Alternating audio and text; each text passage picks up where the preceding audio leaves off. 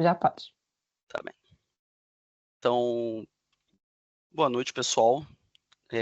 Aqui a apresentação que a gente vai fazer é sobre Hard-Coded Secrets em repositórios Git, tá? Esse aqui sou eu, sou Marcos Dias, tenho 26 anos, sou carioca, atualmente eu moro na margem sul de Lisboa. Meus hobbies são turistar, jogar todos os tipos de jogos existentes, tabuleiros, enfim. E experiências gastronômicas, comer bastante, enfim. Minha experiência profissional aqui, eu trabalho para a Obey, mas meu cliente é a Mercedes-Benz. Estou com ele já há 4, 5 meses, por aí. Estou fazendo pós-graduação em Cloud Computing, tá? E sou um pouquinho viciado em certificações, né? Então, sempre estou tentando tirar alguma certificação, sempre. A próxima vai ser de Kubernetes, tá? Essa é a nossa agenda.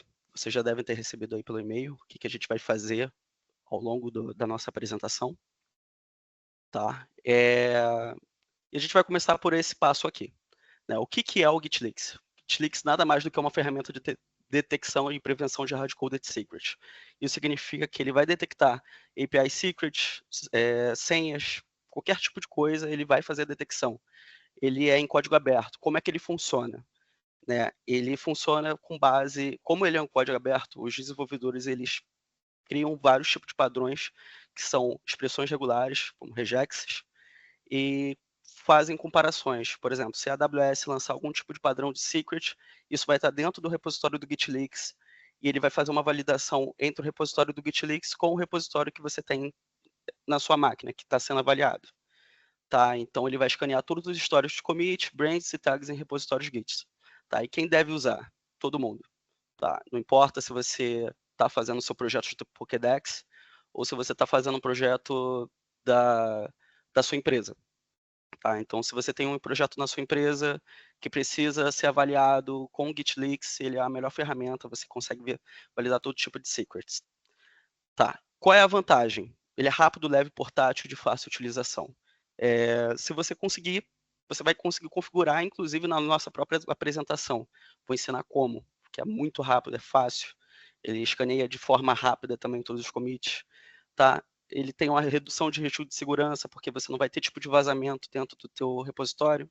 E ele é de código aberto. Isso significa que você pode utilizar na tua aplicação, pode utilizar na tua empresa e você não vai ter que pagar algum tipo de taxa em cima disso, porque ele é coberto pela MIT License. Tá? E qual é a desvantagem de utilizar o GitLeaks? Ele tem uma alta acessibilidade. O que isso significa? Significa que, conforme os padrões eles pega dentro do repositório, significa que tem uma alta acessibilidade de encontrar falso positivo. Então, pode ser que tenha um padrão ali que o desenvolvedor colocou que é para teste, mas que na verdade não é uma secret de fato. É só um teste ali e mesmo assim o GitLeaks pega. Tá? Interrupção no fluxo de trabalho. Imagina que o desenvolvedor, o DevOps, ele ativou o GitLeaks lá no workflow e ele verifica lá que tem secret exposto. Ou até mesmo o desenvolvedor está lá, não percebeu que colocou uma secret dentro do repositório e viu que na hora de rodar o workflow, aparece lá, olha, tem uma secret no seu repositório, por favor, você tem que limpar ela antes de subir. Então, o desenvolvedor tem que parar lá todo o teu push, consertar aquela secret e voltar. Então, isso pode ocasionar um trabalho adicional. E, claro, o consumo de recursos computacionais. Dependendo do teu repositório, se ele for muito grande, tiver muitos commits, isso significa que teu GitLeaks ele vai rodar, assim, vai demorar muito para rodar, entendeu? Pode falar, Antônio. Uma questão. O que é o secret? Que eu não estou a entender. Ah, Examples de secrets. o secret é nada mais do que uma chave de API. Pode ser como eu posso te dizer, nada mais do que uma senha que está exposta dentro do repositório, uma senha que às vezes é utilizada para entrar dentro de ter uma conexão com uma API entre o servidor e o teu código local. Certo, certo. Entendeu? Ok, Mas eu vou entendi. conseguir explicar isso daqui um pouco melhor na frente, porque eu vou dar exemplos de secrets, o que elas fazem dentro do repositório, Obrigado. tá bem? Tá.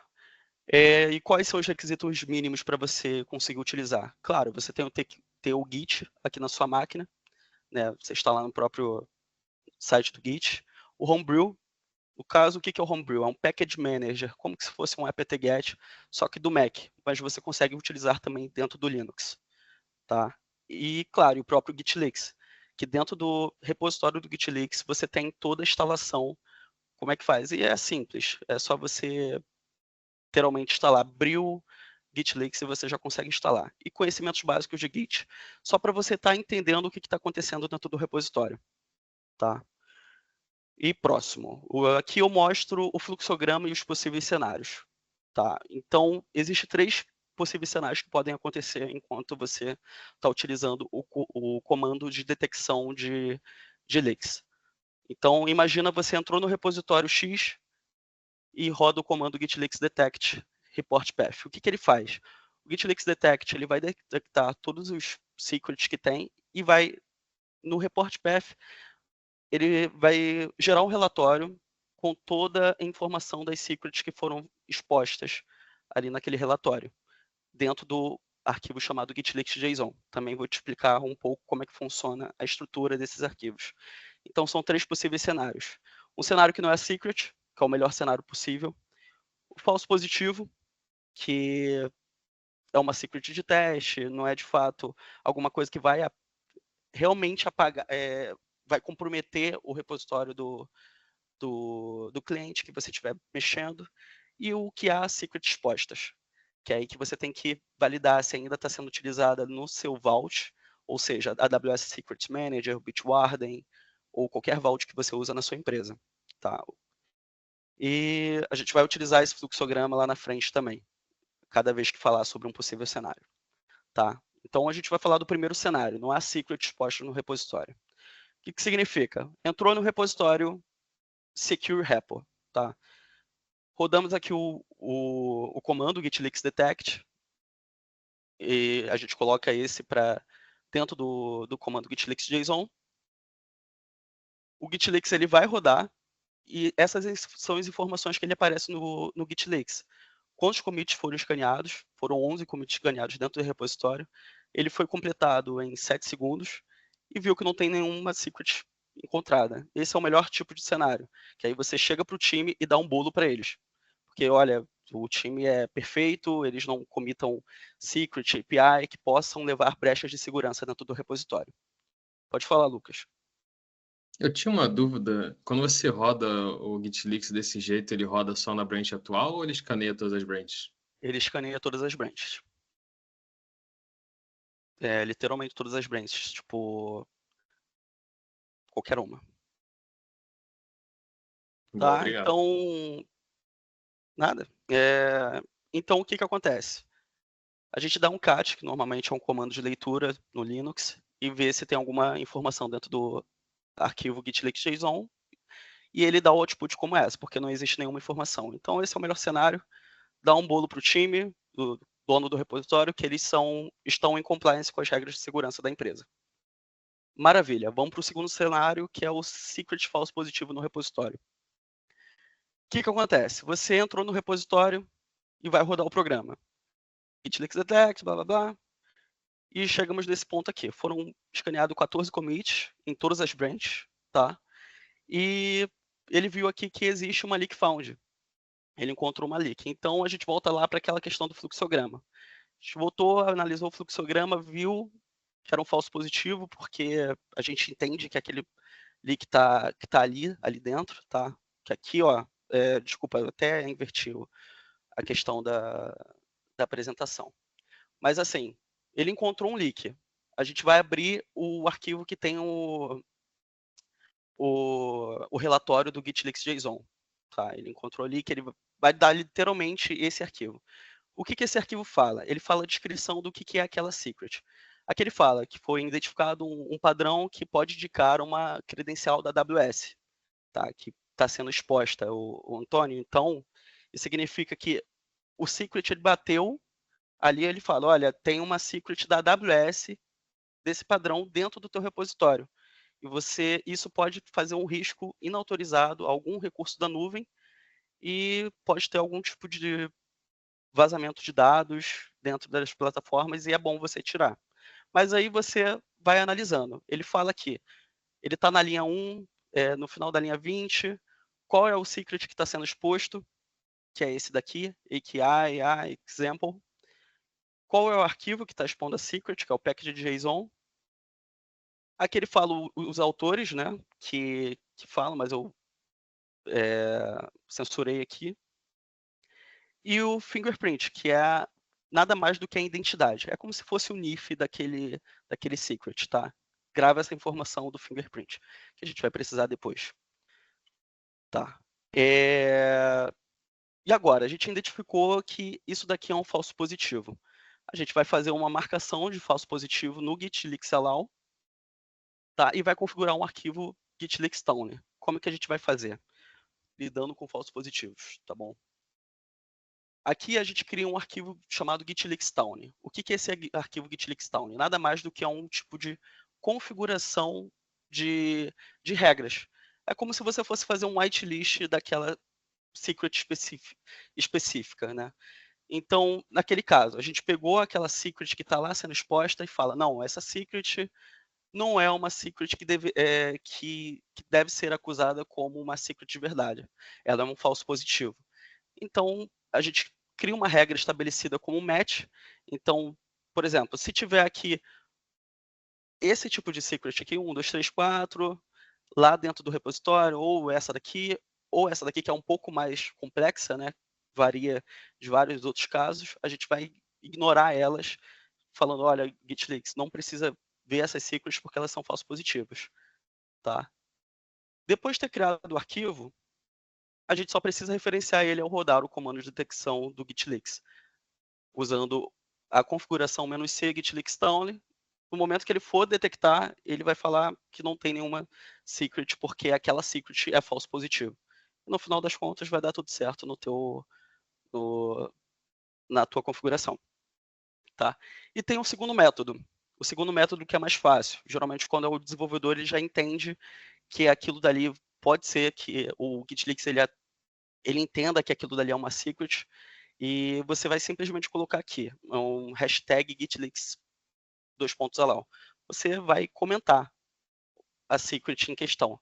Então aqui a gente tem essa classe aqui que tem um Discord Client Secret, que o secret provavelmente, como tem esse padrão dentro do repositório do GitLeaks, ele vai entender que isso é uma secret, mas que o desenvolvedor ele fala, não, cara, isso daqui não é uma secret, isso aqui é um teste, para não ter que ficar fazendo todo um serviço de configuração lá de git leaks tone. É a forma mais fácil de driblar o git leaks, vamos dizer assim. Então você colocou o hashtag git leaks allow e faz o resto das correções direto para o repositório. Git add, git commit, git push. Isso significa que depois que você terminar de colocar, ele vai entender que aquilo dali é um falso positivo e ele não vai mais rodar em si. Beleza? Alguma dúvida em relação aqui? Não. Tá bem. Então tem o terceiro cenário, tá? Que é onde que há uma secret exposta. Tá? Esse é um dos piores cenários, porque a gente precisa reescrever o histórico do commit completo. Então, de novo, entramos no repositório, adicionamos aqui a linha de comando git leaks detect com o arquivo que a gente quer que ele faça o relatório, encontrou 3 secrets. A gente conversa com os desenvolvedores. Olha, o desenvolvedor X, a gente encontrou aqui uma secret que está exposta no teu repositório. A gente viu que você, que é o autor dessa secret, expôs ela e ele fala, olha, realmente eu expus, ela não está sendo mais usada, você pode apagá-la do repositório. Então, o que a gente faz? Né? Aqui que está o fluxograma. A gente checou, não está sendo utilizada, a gente vai reescrever o repositório utilizando o BFG, que é o programa que eu vou ensinar daqui a pouco como é que funciona. Se ele estiver em uso, a gente vai precisar rotar a credencial. A gente vai ter que trocar a credencial antes de fazer a reescrita do repositório. Tá? Mas no caso, eu vou utilizar só, entendemos que não está em uso, vamos só reescrever. E está ótimo. Beleza? O que a gente precisa para a gente começar a fazer a reescrita do repositório? A gente precisa primeiro instalar o JRE, tá? Utilizando o Brew, já que a gente já instalou ele anteriormente, a gente utiliza o Brew Install Open JDK, que ele já vem com JRE dentro do OpenJDK, e o BFG. Tá? O BFG ele roda em Java, por isso que a gente precisa do OpenJDK. Tá? Isso dentro da nossa máquina local, porque a gente está fazendo todo esse processo de reescrita ao repositório na nossa máquina local. Então, em seguida, a gente vai criar um fork do repositório que tem as secrets expostas. Por quê? Imagina que você está fazendo um repositório, dentro do teu repositório atual, você vai fazer um comando de reescrita do repositório em todo, e você vê que não ficou legal. Tá? Mas aí, a partir desse ponto, já era. Isso significa que todas as alterações que você fez anteriormente já era, porque o BFG ele vai reescrever basicamente todo o histórico de commit. Por isso que eu coloquei uma atenção. Então, antes de fazer qualquer tipo de modificação com o BFG, primeiro faz o fork do repositório. Tá? Tem o repositório aqui, fiz o fork, e a gente vai clonar o repositório utilizando a flag mirror. O que é flag mirror? É nada mais do que um esqueleto do repositório. Ele não vai conter as informações dos arquivos padrões que você tem dentro do repositório. Sei lá, um config.json ou um Dockerfile. Ele não vai ter. Ele vai ter mais ou menos os históricos de fato do commit, como eu mostro aqui na frente. Ele tem aqui a head, a branches, config, description, que normalmente, num repositório normal, ele não existe. Tá? Então, é extremamente necessário você fazer isso com o clone com --mirror. Tá, e o que a gente faz? A gente vê aqui, faz a detecção, realmente ele aparece, mesmo sendo um mirror, ele aparece que tem aqui leaks encontradas. E a gente vai fazer esses passos aqui. Primeiro, a gente vai remover os arquivos afetados. Lembra que lá atrás a gente viu o arquivo gitleaks.json que tem todas as secrets afetadas? A gente vai pegar aquelas secrets e vai colocar dentro de um arquivo chamado secret.txt. Isso em cada linha. Então, por exemplo, a gente criou um arquivo secret.txt com as secrets que você quer remover. Então, isso com cada secret numa linha separada. Então, o gitleaks.json ele vai fazer um trabalho de mostrar quais são as secrets que você tem que tratar elas, e você simplesmente vai colocar dentro desse arquivo chamado secret.txt. Tá? Colocando, terminou o arquivo. O que você faz? Você cola o executável do BFG no repositório. Significa que você baixou o executável do BFG naquele site que eu passei no step anterior, e você vai executar ele com o comando abaixo, que é o comando de executar do Java, o nome do arquivo, normalmente o BFG ele vem dessa forma aqui, e você vai utilizar esse replace text com a referência da secret.txt. O que ele vai fazer nesse caso? Ele vai pegar todas as referências que tem aqui, por exemplo, esse AKI, example secret exposed, e ele vai trocar essa secret. Ele vai meio que colocar assim, a secret removida, meio que uma forma de procurar todos os históricos do commit de uma forma onde que vai encontrar todos os exemplos de secret que eu passei dentro desse arquivo e vai trocar essas secrets. Tá? Eu consigo, inclusive, mostrar como que é o output aqui. Tá? Então, executou esse programa. Funcionou? Ele vai dar esse output aqui. Tá? Onde que ele fala quais foram os arquivos que foram afetados. No caso, ó, tinha o config.json que está sendo afetado, o package.json que está sendo afetado, e provavelmente o BFG ele vai fazer uma limpeza desses arquivos, trocando o nome deles. Tá? E todos os commits que foram afetados, inclusive branches, qualquer tipo de commit, os que estavam sujos e os que foram modificados, e os arquivos limpos.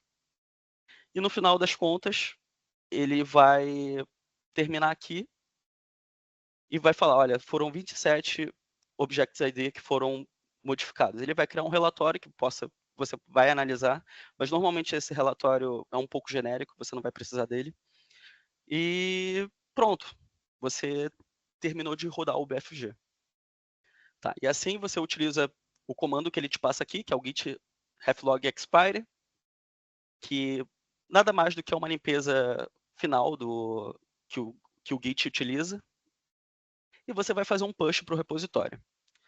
O que que significa? A partir desse ponto, é de extrema importância que você peça para todos os colaboradores do repositório deletarem o clone do repositório local e reclonarem o projeto. Tá, e o que que acontece? No momento que você está fazendo o repositório, você fez a limpeza do teu repositório, e chega o desenvolvedor X, ele tem ainda o histórico antigo do teu repositório. Então, o que que o BFG ele faz? Ele vai procurar em cada branch, ele vai procurar em cada commit todas as secrets que foram expostas e vai deletar essas branches. Então, se no repositório local do desenvolvedor X tiver ainda essas secrets, ele fazer o push, isso significa que todo o seu trabalho ele foi em vão. Então, é necessário que você tenha um trabalho de comunicação com um time que trabalha com aquele repositório, pedir para que eles deletem o repositório que eles têm e fazer um novo clone depois que você fazer o clone depois que você fazer o repositório, a limpeza do repositório, tá bem? E, assim, terminando, quais são os próximos passos? Você deleta o repositório da sua máquina também, porque ele vai ter o histórico antigo, você vai clonar um novo que já está no repositório remoto. Você testa para ver se está tudo ok, para ver se tem alguma secret ainda que ficou ali, e você replica o que foi feito no repositório principal. Já que você estava no repositório de fork, você deu tudo certo. Maravilha, vamos passar para o repositório principal, já que a gente não precisa mais mudar nada. E pede para todos os desenvolvedores, olha, dev X, dev Y, deleta o repositório que você tem e refaz ele e reclona o que, que a gente tem aqui, porque a gente subiu uma nova versão do repositório. Tá? E basicamente é isso. São os 3 cenários que a gente aplica. Eu posso até voltar aqui. Foram os 3 cenários que a gente aplicou do nosso fluxo aqui. Um que não há secret, um que é false positivo e um que é secrets expostos. Tá. E vamos para cá. Agora, como que a gente vai manter isso daí? Né? Porque essa é a pior parte. Né? Você imagina, você não tem um fluxo de integração DevOps, então você precisa manter aquilo dali para que outros desenvolvedores continuem não enviando secrets para o repositório remoto. A gente pode utilizar uma action de Superlinter, que também ela tem um step de validação do GitLeaks. Se você não tem um pouco de experiência, como é que funciona um workflow, ele basicamente, nesse passo aqui, toda vez que ele fazer um push ou um pull request para o seu repositório, ele vai rodar um job, que dentro desse job ele vai explicar aqui, olha, a gente tem o validate GitLeaks e ele vai validar todas as secrets se foram expostas ou não. Tem um outro step de CI/CD que tem a própria action do GitLeaks, que ele também faz a mesma coisa. Tá? Então, se você quiser utilizar no teu repositório, esse daqui é pago, então fica um pouco mais difícil de utilizar, mas que também funciona muito bem. E um hook de Git, já que você não tem uma experiência tão abrangiva com o workflow, você pode utilizar um hook que ele vai travar todo o commit que subir dentro do teu repositório. Então, você pode utilizar o Git Leaks Detect, Source e utilizar toda vez que alguém subir um Git Leaks, ele vai falar, olha, commit abortado, tem uma Git Leaks lá, tem uma leak vazada no teu repositório e você vai precisar trocar ela antes de você subir e sujar o repositório. E, claro, aqui é o final da nossa apresentação. Eu coloquei aqui uma demo, 3 repositórios que vocês podem testar aqui. Um repositório que não tem secret vazada, que você pode copiar e colar, testar aí na sua máquina. Um que tem um false positivo e outro que tem uma secret exposta. Então, vocês fazem o fork e vocês conseguem testar aí no repositório de vocês. E é isso. Essa é a apresentação.